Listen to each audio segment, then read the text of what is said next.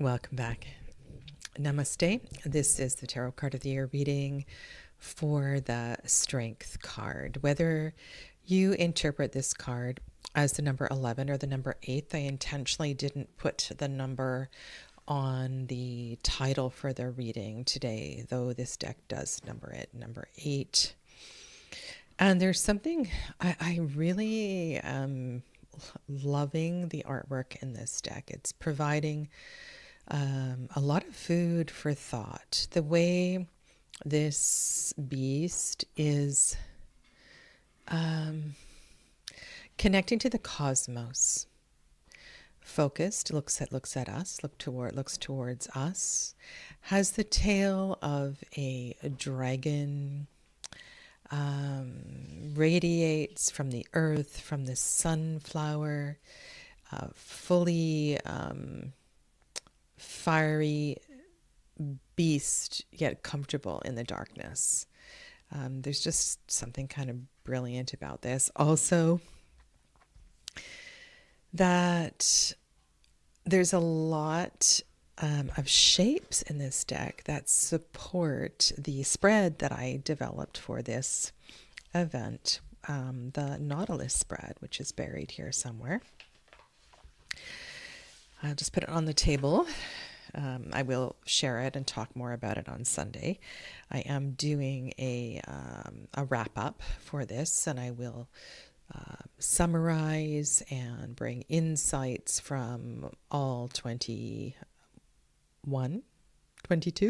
all 22 readings. And this idea that we have the heart of the issue as our sort of project for this year, and that this shape unfolds. And I have seen this shape appearing in many, many cards in the Solara Occulta, which is really exciting. So how might this card respond in the year of the Hermit? Well, I can connect the fire of strength to the light within the Hermit. I can also say that there is an exuberance here, right? To mine one's issues, an enthusiasm to go within. I think of the Hermit as a interior, inward journey, inward reflections, and strength will take that on. Definitely with sincerity and curiosity and perseverance, without a doubt, without a doubt. So I will lay out the spread and then go from there.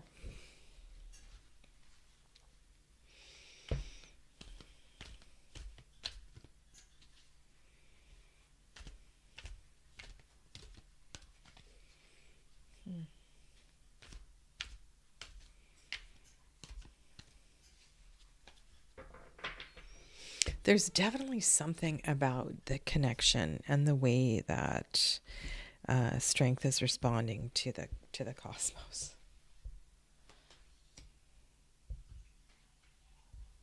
This is Knight of Swords.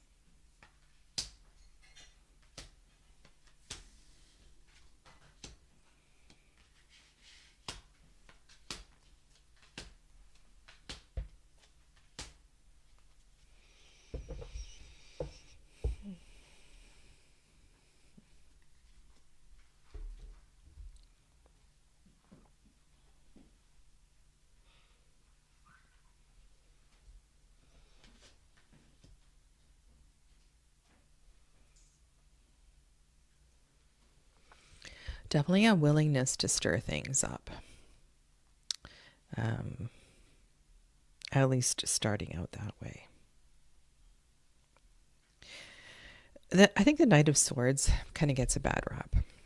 And each of the knights are on a journey to the center of the heart. And certainly the idea of Leo is connected to the heart space. Each, like the the body part that is connected to Leo is the heart. Lion-heartedness. I'm sure you know lots of other expressions. So whether this strength is your card for 2021 or you have Leo as a sun, a rising, or a moon, there's going to be something here for you. And the Knight of Swords journeys bravely to the heart of the issue, willing, open to change. It would be a little different if the Knight were traveling in the direction of the Nautilus. So the Knight is looking back, going even deeper to the center of the heart of the issue, almost spiraling in and in and in. So really wanting to stick that sword in the root of the issue. And once the Knight of Swords sticks the sword into the root of that issue, I can hear the ouch. It's going to cause some reverberations, and hence the Two of Pentacles, the waves in the water. I think this shows a willingness to maybe once and for all eradicate, cut out, understand the root of the issue that has been with you over and over again, seemingly unsolvable. It doesn't seem to go away no matter what you do.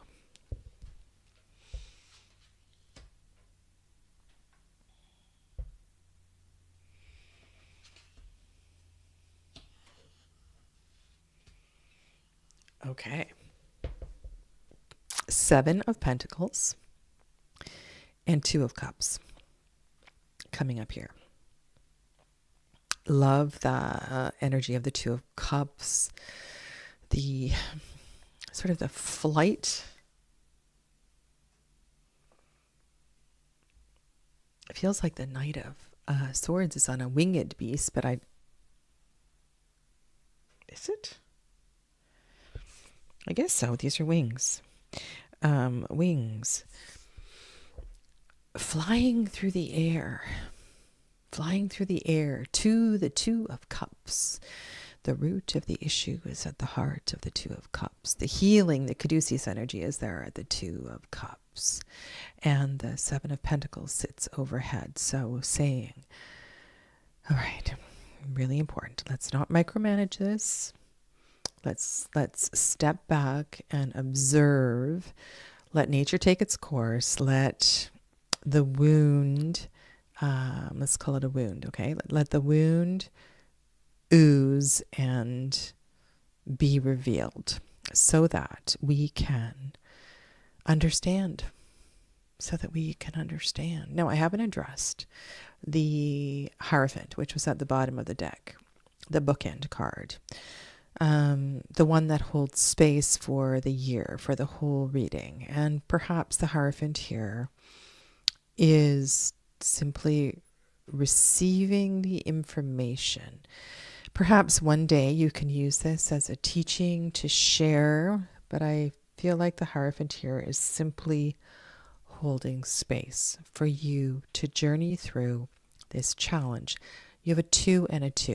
So when I have more than one 2, I'm inclined to think this is indeed about relationship, or at least you can understand this issue through looking at it through relationship.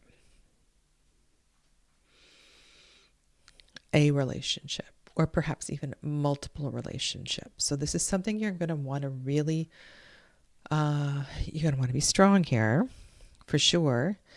And it's deep. And that Knight of Swords is, like I said, is going back. This is not just about your present relationship.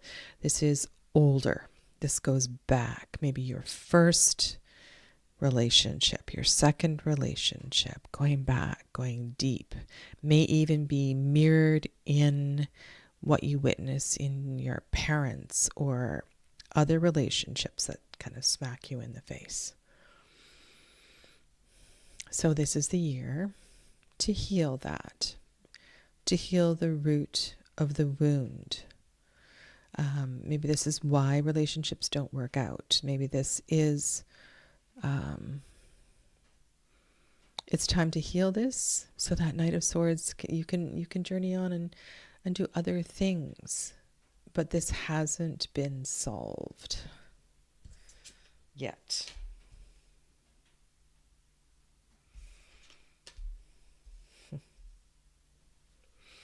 However, looks like it will be, and perhaps sooner than expected, which is lovely information. 10 of Cups is the third decan of Pisces. 4 of Wands is the third decan of Aries.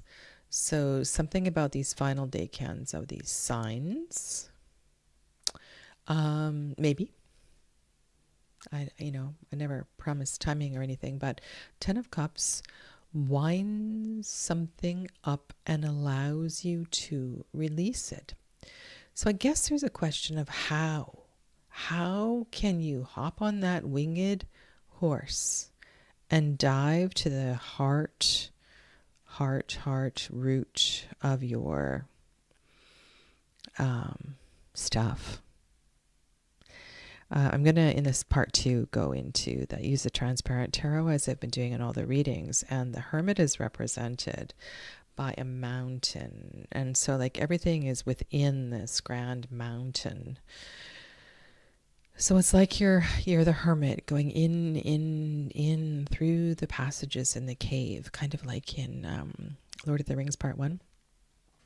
Like that. And you're going to find your greatest challenges there. So how do you do this? Well, you commit to a meditation practice.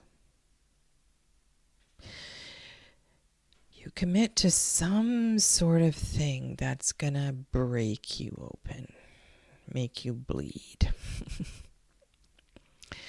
I'm a yoga teacher.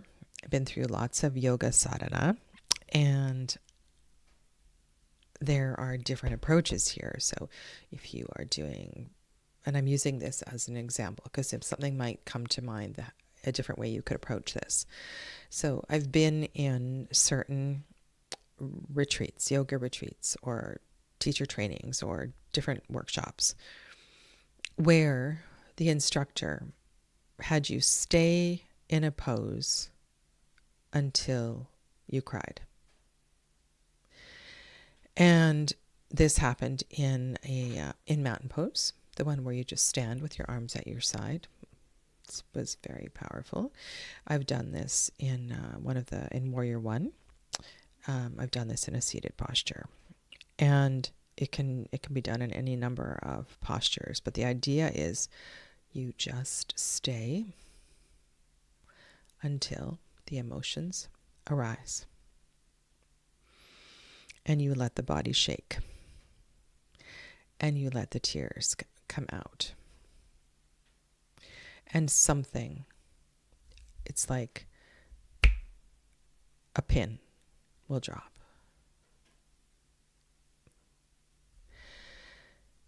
I'm thinking that maybe I'm thinking of people who they take something on, not by choice. Did you ever see that movie, The Way, with Martin Sheen? And his son was, he had a broken relationship with his son, and his son was starting to walk the Camino, had an accident in the Pyrenees and died. And so his father had to journey from the U.S. to France to identify the body of his son, had the son's body cremated. He had no intention of walking the Camino. He was just going to bring his son home. but through some thought and things that happened, decided to walk the Camino. He had no training, no fitness, no awareness of even what it was. And it kind of transformed his life forever. But I'm thinking about, what about another sort of hike where you have your certain route that you go, but on another day you take a different trail and you get lost. You get lost and you start to freak out because you don't know where you are and you don't know if you have time to get back before dark.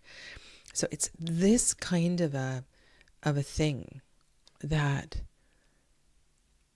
and I'm sure you can think of other examples too, where in order to understand what's at the root of, and it's got something to do with relationship, right? And this is a fundamental reason why you enter into and have fallen out of relationship. Love. The Hierophant holds space here. And if you have the courage, and if strength is your card for the year, you can do this. You can do this. So I want you to think about an activity. Think about something that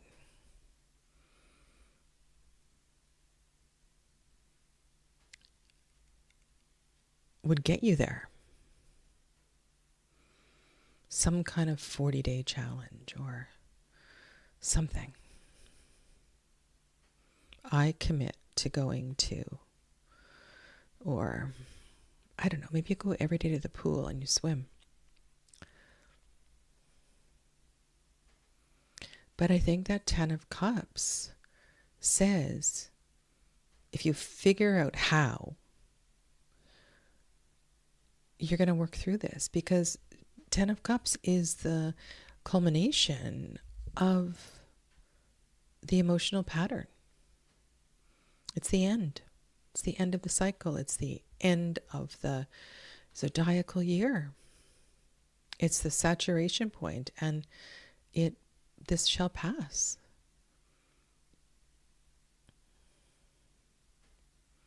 And then you have a foundational card, 4 of Wands, 4 new legs to stand on.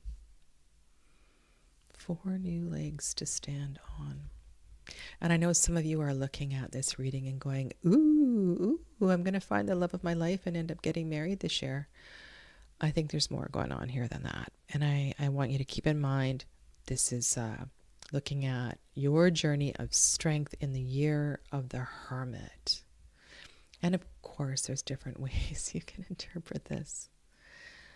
But I think this is about being brave and finding a program that works for you. And maybe that Hierophant is your teacher, your sensei, that stands over and holds space for your journey. Okay. If this is resonating, please follow me to part 2. I will go deeper and reveal the remainder of the cards. And then I am going through a process with each of the readings where I look at it again through the lens of the Transparent Tarot. Have a lovely rest of your day, and I hope to see many of you in the recap. Namaste.